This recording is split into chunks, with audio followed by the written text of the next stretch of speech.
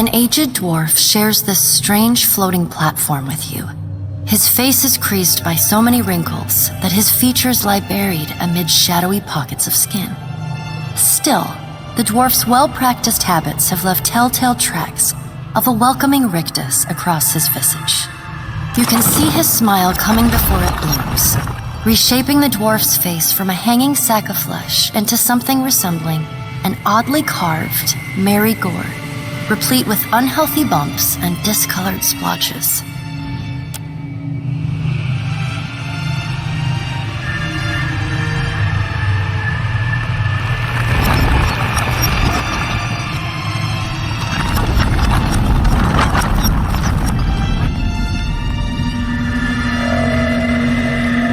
Sit, please.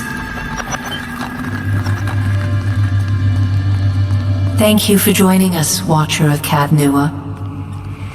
The gaunt woman seated at the table is clad in time-worn black armor that seems too massive for her to move in. A pale, slender neck rises from the gorget, topped by a hollow face.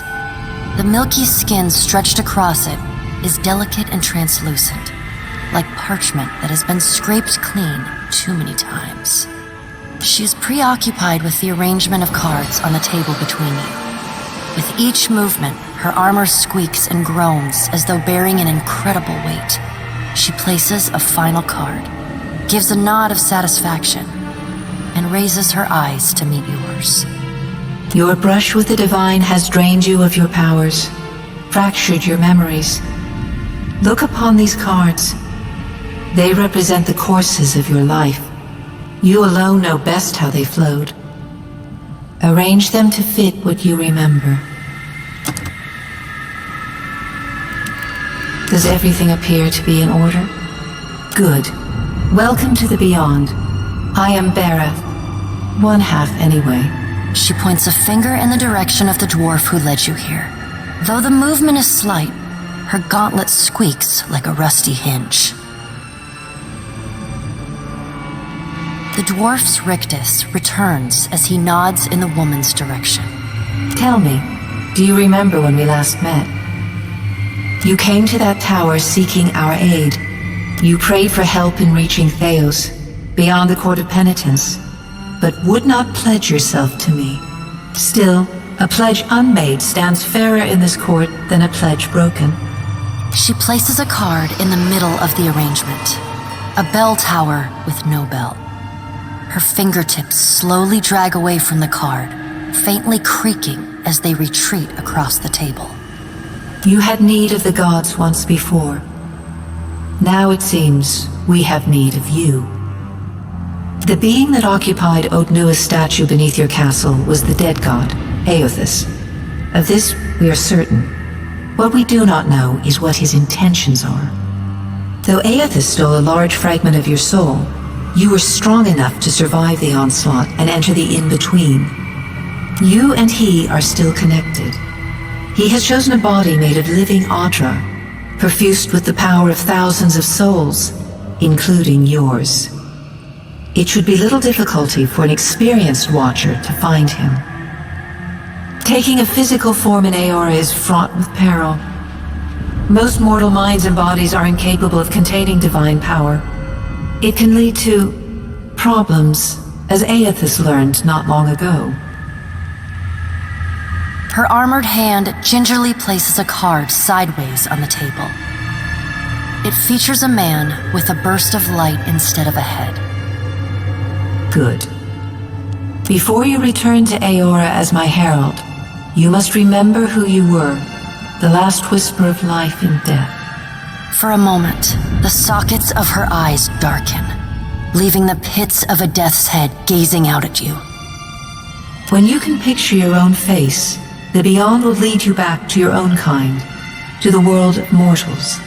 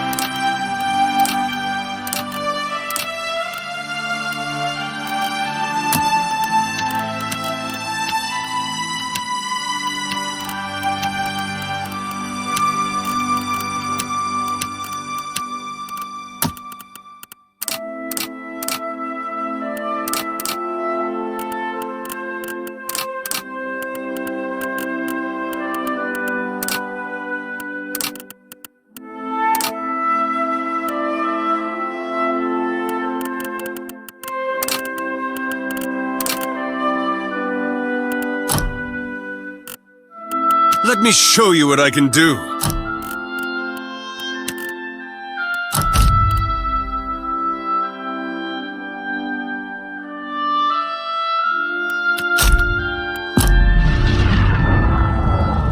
Go forth now, Watcher, as my herald. Know that I do not give you this title lightly.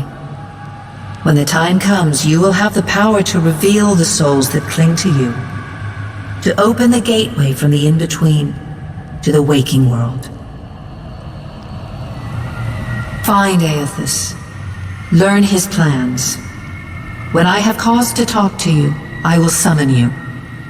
With a quick gesture of her hand, you feel a sharp pain in what would be your chest. The pain continues, intruding deeper into your soul. Looking down, you see a small lump of darkness roiling within you. The darkness lingers there, but the pain abates and fades entirely within the span of a few seconds. A chime. Do not fear, Herald. It will not harm you unless you choose to cross me. I trust it will not come to that. Her gauntleted hand gestures to the dwarf, hovering nearby. The dwarf nods, contorts his face with his odd smile, and gestures to a new door.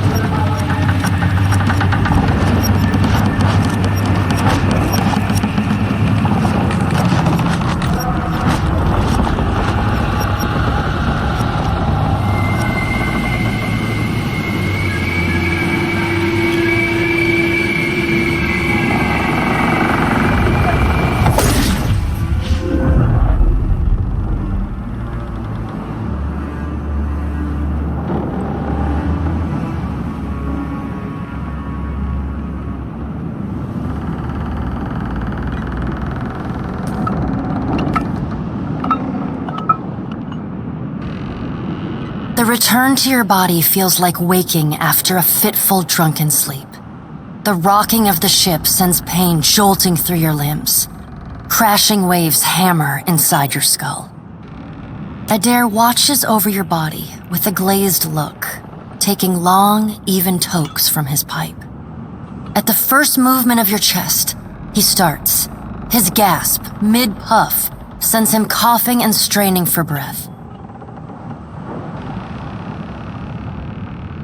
No, there's no way. You're awake. What are you doing awake? How are you feeling? Alive's a big improvement.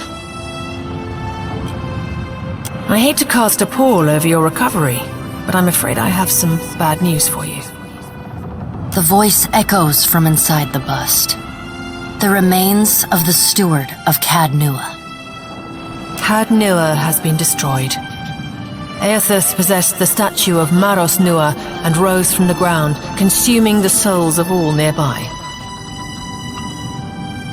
It is only by the exceptional strength of your soul that you survived. And even then, just barely. The further Aethys withdrew, the weaker you became. We chartered this ship and followed him to the Deadfire archipelago. I know not how, but it seems he has retained a piece of your soul, and proximity to it has brought you back. How could you know all that? You've been faking on us. He pokes at your shoulder with one finger. Misfortune's brewing topside. Magrans fires the captain stirs. An older man with ale sour breath rubs his bloodshot eyes and stares at you. Hengrim, the smell of drink on your breath could wake the very dead. Now what's this about? Pirates. They're demanding parley with you, Captain. I know this is asking a lot, but you better arm yourself and get on deck. Should be some gear in there. He indicates a nearby wardrobe. All right, now make some use of it.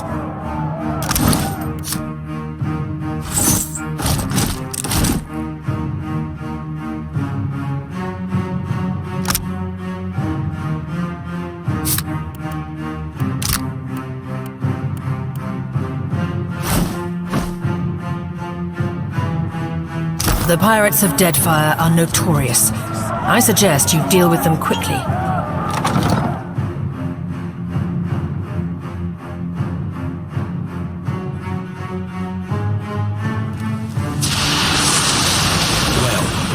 What have we here? A little sloop? Lost and alone in the storm?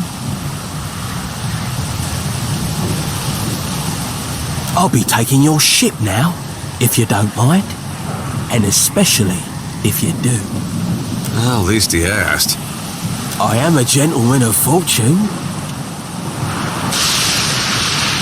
Give her up easy, and I'll see you get a swift death.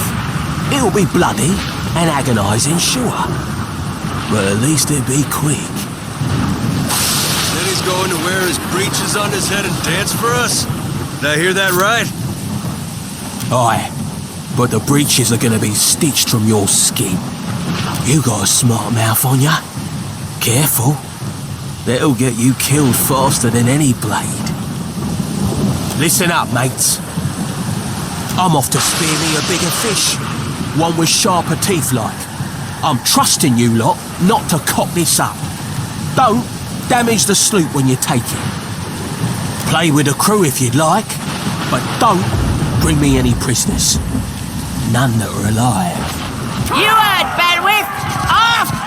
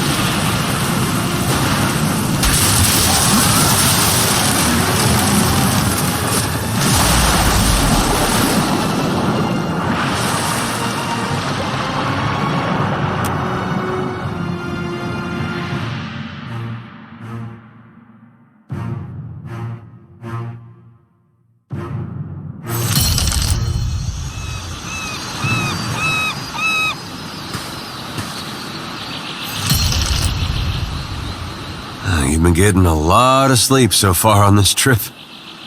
I'd have woke you, but you look so peaceful with your face in the sand. If you're worried about the ship, you can stop worrying. It's wrecked right over there. So far, it's just you and me and the chair lady over there.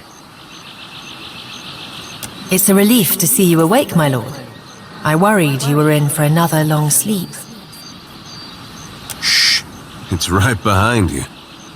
Unfortunately, I believe we'll be needing the Defiant yet. Unless you mean to settle down on the island for good. Oh, there's a thought. Let's see about the other survivors. And somehow we gotta get the ship repaired. I don't want to be paddling out of here on a salvage raft. For now, I'd say your best bet is to find some sign of civilization. If nothing else, we may be able to hire on a shipwright. My lord, if it is not too taxing, could you explain how it came to pass that you were returned to us? These gods. You make one deal with them to stop a madman, and the next thing you know, they're threatening your soul. That isn't much of a choice. But castle or no castle, you are still my lord, and I will aid you to the best of my ability. Well, I suppose we'd better get a move on.